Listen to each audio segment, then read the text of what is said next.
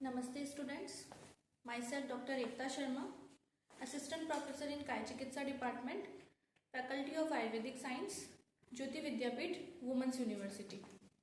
Students, आज हम कामला के बारे में बात करेंगे. कामला, जिसे कि मॉडर्न साइंस में कहा जाता है जॉइंडिस. मॉडर्न साइंस के अकॉर्डिंग ये एक तरीके का लीवर डिसऑर्डर है, बट आयुर्वेद में है जो कि इसे रक्त प्रदोषज विकार के अंदर है जो कि काउंट किया जाता है. कामला का डिटेल डिस्क्रिप्शन है जो कि आचार्य चरक ने चिकित्सा स्थान के 16वें अध्याय में किया है. उन्होंने पांडु चिकित्सा अधिकार नाम से वो चैप्टर है जो कि आचार्य चरक ने डिस्क्राइब किया है, उसी में है जो कि पांडु के बाद में ही है जो कि आगे उन्होंने कामला का भी वर्णन उसके अंदर किया है. तो सबसे पहले अपन बात करेंगे कामला है जो कि क्या होता है. कामला इन जनरल अगर अपन बात करें तो कामला आप सभी जानते हैं कि जब किसी भी है कोई भी पेशेंट है या कोई भी मनुष्य है, उसकी स्किन हो, उसकी आईज, उसकी स्टूल वगैरह ये सभी हैं जो कि बहुत ज़्यादा येलो कलर की हो जाए, नेल्स, इक्टेरस, तो उसे अपन है जो कि इन जनरल लैंग्वेज में है जो कि जॉइंडिस कहते हैं. वही है जो कि कामला है. कामला है जो कि आचार्य ने दो तरीके के बताए, एक स्वतंत्र कामला और एक परतंत्र कामला. स्वतंत्र कामला मीन्स जो कामला है जो कि अपने स्पेसिफिक कारणों से ही उत्पन्न हो रही हो यदि व्याधि कोई, तो वो है स्वतंत्र कामला. परतंत्र कामला, परतंत्र मीन्स जो कि और किसी पे डिपेंड करेगा. जैसे कि क्या डेफिनेशन यहाँ पे बताई है उन्होंने, पांडु रोगी तु यो अत्यर्थम पित्त लानि निषेवते तस्य पित्तम अश्रम माशम दद्वा रोगाय कल्पते.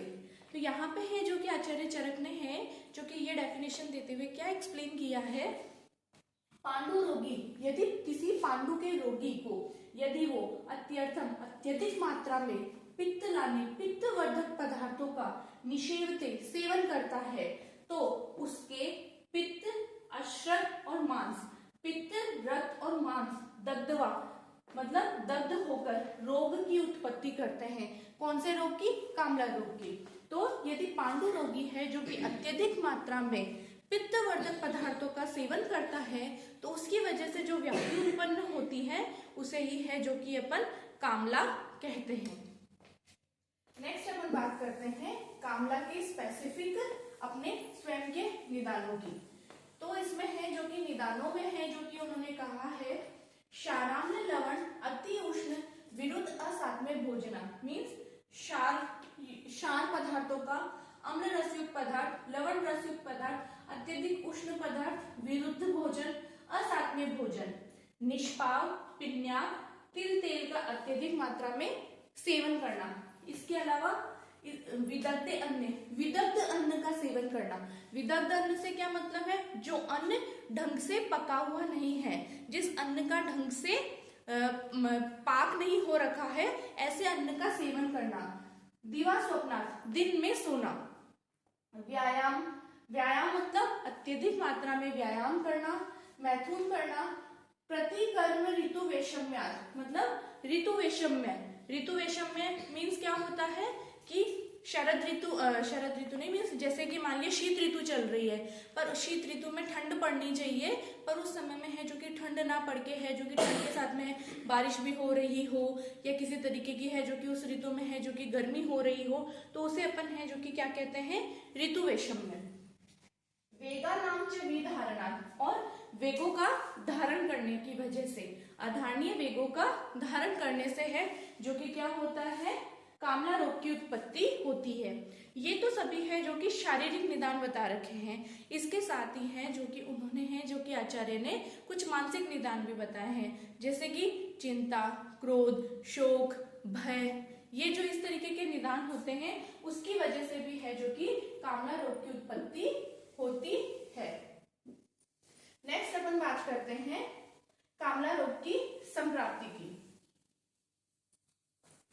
तो कामला रोग की संप्राप्ति बताते हुए आचार्य चरक ने कहा है जो कि अपन ने स्टार्टिंग में पढ़ा था, पांडु रोगी तु यो अत्यर्थम पित्तलानि निषेवते तस्य पित्तम अश्रम मासम दग्धवा रोगाय कल्पते. इस कोटेशन की जो सेकंड लाइन है वो अपने आप में ही है जो कि पांडु की संप्राप्ति को डिस्क्राइब कर रही है. उसमें क्या होगा, पांडु मतलब पांडु के रोगी ने है जो कि अत्यधिक मात्रा में पित्तवर्धक पदार्थों का सेवन किया, तो उन पित्तवर्धक पदार्थों का सेवन करने की वजह से क्या होगा, उसके पित्त, रक्त और मांस धातु में है जो कि जलकर है जो कि कामला रोग की उत्पत्ति करेंगे। ये इसकी सामान्य संप्राप्ति है। अब यदि इसकी विशिष्ट संप्राप्ति की अगर अपन बात करें तो उससे पहले अपने को है जो कि कामला रोग के टाइप्स के बारे में बात करनी होगी कि कामला रोग कितने प्रकार का होता है। तो इस तरीके से है जो कि आचार्य ने कामला 2 प्रकार का बताया है, कोष्ठाश्रित कामला और शाखाश्रित कामला। कोष्ठाश्रित कामला से क्या मतलब है, कोष्ठ में आश्रित, मतलब उसमें क्या होगा, धातु वगैरह है जो कि उस रोगी के कोष्ठ में ही स्थित होते हैं। शाखाश्रित कामला से क्या मतलब है, दूसरा शाखाश्रित कामला से मतलब है कि उसके जो दोष है, दुष्य हैं, वो कोष्ठ से निकलकर शाखाओं में जा चुके हैं। शाखाओं से क्या मतलब है, शाखाओं से मतलब है उसके त्वचा और सप्त धातुएं। आयुर्वेद में त्वचा और सप्त धातु को ही है जो कि क्या कहा गया है, शाखा। तो नेक्स्ट अपन यहाँ पे बात कर रहे हैं किसकी, शाखाश्रित कामला की। शाखाश्रित कामला की संप्राप्ति की, क्योंकि कोष्ठाश्रित कामला की संप्राप्ति तो वही होती है, तस्य पित्तम अश्रम वाशम दग्धवा रोगाय कल्पते। यदि अपन शाखाश्रित कामला की संप्राप्ति की बात करें तो उसमें यह होता है, रुक्ष शीत गुरु स्वादु व्यायामे वेग निग्रहे कफ समूर्छितो वायु स्थानात् पितम श्वेत बलि हारेंद्र नेत्र मूत्र त्वक श्वेत वर्चस तदा नर। इसमें क्या होगा, रुक्ष, शीत, गुरु, मधुर, अत्यधिक मात्रा में व्यायाम करना और अधारणीय वेगों को धारण करना, इन सभी निदानों की वजह से क्या होगा, कफ दोष कुपित होगा। कफ दोष का क्या होगा, प्रकोप होगा। कफ दोष का प्रकोप होने की वजह से क्या होगा, कफ दोष का क्या काम होता है, कफ की कंसिस्टेंसी किस तरीके की होती है, वो सांद्र होता है, गुरु होता है, वो क्या करेगा, कफ मार्गावरोध करेगा। मार्गावरोध होने की वजह से क्या होगा, वायु स्थानात् पित्तम, जो कोष्ठ में स्थित पित्त है उसको क्या करेगा, वायु अपने स्थान से शिपेत बलि, बलपूर्वक है जो कि क्या करेगी, शाखाओं में ले जाएगी। तो यहाँ पे क्या हुआ, इन सभी निदानों का सेवन करने की वजह से है जो कि क्या होगा, कफ दोष का प्रकोप होगा। और कफ दोष का प्रकोप होने पर क्या होगा कि वायु है जो कि क्या करेगी, बलपूर्वक पित्त को अपने स्थान से निकाल करके शाखाओं में फेंक देगी, जिससे क्या होगा, वहां पे है जो कि लक्षणों की उत्पत्ति होगी। तो ये अपन ने यहाँ पे पढ़ी है इसकी संप्राप्ति। नेक्स्ट अपन बात करें इसके संप्राप्ति घटक की।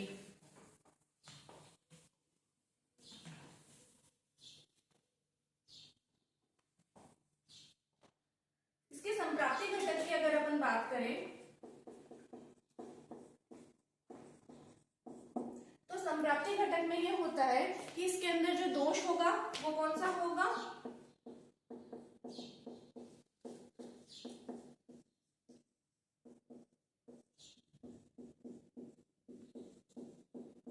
पित्त प्रधान त्रिदोष होगा। दुष्य की बात करें तो इसके अंदर दुष्य मेनली होता है रक्त। अधिष्ठान की बात करें तो इसमें होता है नेत्र, मूत्र, मल और त्वचा।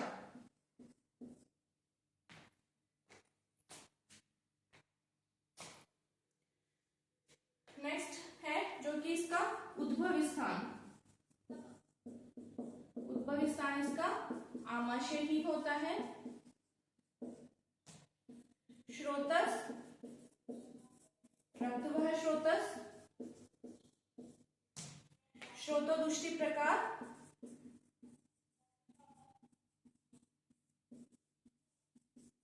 संग।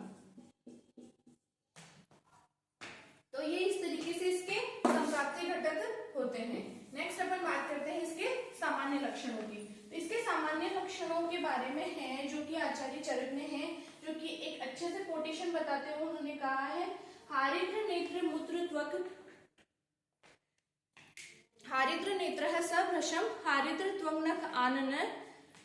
मीन्स उसमें क्या होगा, रोगी के जो क्या होगा, नेत्र, मूत्र, मल, त्वचा वो क्या होंगे, हरिद्र वर्ण के हो जाएंगे। उसकी आनन, उसका चेहरा भी है जो कि हरिद्र वर्ण का हो जाएगा। इसके अलावा इसके अंदर एक इन्होंने इंपॉर्टेंट सिम्टम बताया है, भेक वर्णो हतेंद्रिय। भेक वर्णो हतेंद्रिय मीन्स क्या होगा, भेक वर्णो मीन्स मेंढक के वर्ण के समान है जो कि उस मनुष्य का रंग हो जाएगा। तो कामला के रोगी के अंदर ये एग्जाम में है जो कि पूछा जाता है कि कामला के रोगी में रोगी का रंग है जो कि किस एनिमल के समान हो जाता है, तो वो मेंढक के समान हो जाता है। ये इसके सामान्य लक्षण है। अब नेक्स्ट अगर अपन बात करें शाखाश्रित कामला की, तो शाखाश्रित कामला और कोष्ठाश्रित कामला के लक्षणों में ज्यादा कुछ डिफरेंस देखने को नहीं मिलता। इसके संप्राप्ति में एक डिफरेंस होता है कि इसके अंदर जो दोष तुष्य होते हैं वो कोष्ठ में ना होकर के शाखा में चले जाते हैं। तो क्या होता है उसमें, क्या होता है कि शाखाश्रित कामला के अंदर है जो कि पित्त दोष है, वो कोष्ठ में ना रह करके कहाँ होता है, शाखाओं में होता है। तो शाखाओं में होने की वजह से है जो कि क्या होगा, उसके इस मनुष्य की स्किन में, उसके यूरिन में और उसके स्टूल में येलोनेस नहीं आ पाती। इस वजह से है जो कि वो क्या होता है, व्हाइट कलर के स्टूल को पास आउट करता है। श्वेत वर्चस्व तदानर है, उसमें है जो कि सफेद वर्ण के मल का त्याग करता है। नेक्स्ट अपन बात करते हैं इसकी साध्य असाध्यता की, इसके उपद्रवों की। तो साध्य असाध्यता में ये होता है कि यदि है जो कि मनुष्य का वर्ण है जो कि बहुत अधिक मात्रा में येलो हो जाता है और उसकी आंखें हैं जो कि बहुत ज्यादा रेडिश टाइप की हो जाती है, तो वह कामला रोगी होता है जो कि असाध्य होता है। नेक्स्ट बात करते हैं इसकी चिकित्सा सिद्धांत की।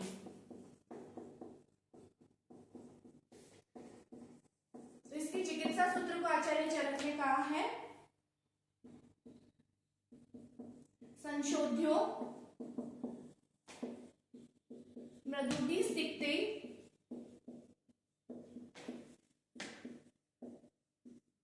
कामली तु विरेचने। क्या कराना होगा, कामला के रोगी में विरेचन कराना होगा, संशोधन कराना होगा। किस तरह का संशोधन, मृदु संशोधन कराना होगा। इसमें बहुत ज्यादा तीक्ष्ण संशोधन नहीं कराया जाता है और तिक्त रसयुक्त द्रव्यों से सिद्ध विरेचन करवाया जाता है। नेक्स्ट आता है शाखाश्रित कामला की चिकित्सा। इसके अंदर थोड़ी सी डिफरेंट होती है। तो शाखाश्रित कामला के अंदर क्या होता है, जो दोष होते हैं वो क्या होते हैं, शाखाओं में चले जाते हैं। तो उसमें क्या होता है, कफ के द्वारा मार्गावरोध होता है।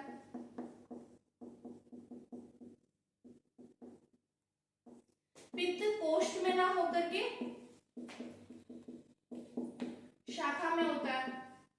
तो ये चीज एक इन जनरल चिकित्सा सूत्र के अंदर भी आता है कि यदि कोई दोष अपने स्थान से हटके है जो कि शाखाओं में चला गया हो, तो उसकी चिकित्सा करते समय क्या होगा, अपन को है जो कि उसमें उसके दोषों को वापस कोष्ठ में लाना होगा।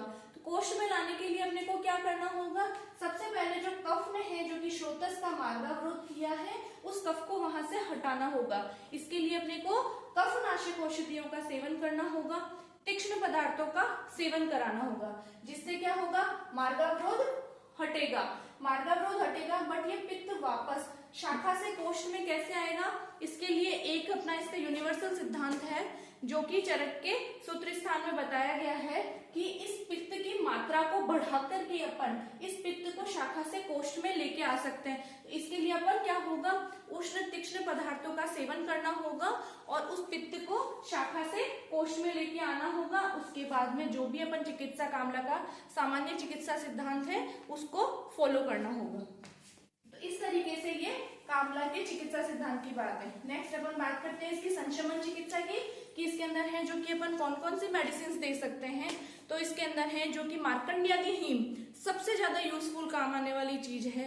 इसके अलावा पुनर्नवा मंडूर वटक, धात्री अवले, धात्री लो, मंडूर वटक, नवायस लो, धात्री लो, दंती घृत, कटुकाद्य घृत, धात्री अवले, फलत्रिकादि क्वाद, धात्र्यरिष्ट, कुमार्यासव, लोहासव। मीन जो पांडु की चिकित्सा में जो भी मेडिसिन यूजफुल होती हैं वही सारी मेडिसिन है जो कि कामला के रोगी को भी अपन दे सकते हैं। स्पेसिफिकली इसके अंदर सबसे ज्यादा है जो कि यूज किया जाता है वो पुनर्नवा मंडूर का यूज किया जाता है और मार्कंड्यादि हीम का इसके अंदर यूज किया जाता है। तो ये अपन ने यहाँ पे पढ़ा है कामला रोग के बारे में। आपको किसी भी तरीके का कोई डाउट हो तो आप कमेंट सेक्शन में बता सकते हैं। Thank you.